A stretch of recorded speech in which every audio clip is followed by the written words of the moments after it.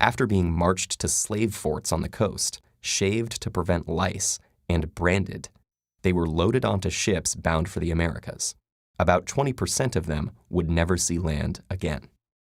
Most captains of the day were tight packers, cramming as many men as possible below deck.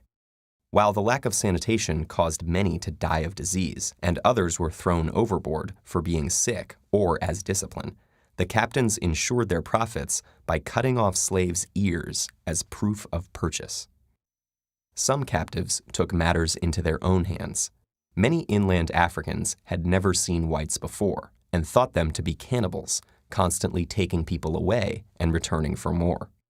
Afraid of being eaten, or just to avoid further suffering, they committed suicide or starved themselves, believing that in death their souls would return home. Those who survived were completely dehumanized, treated as mere cargo.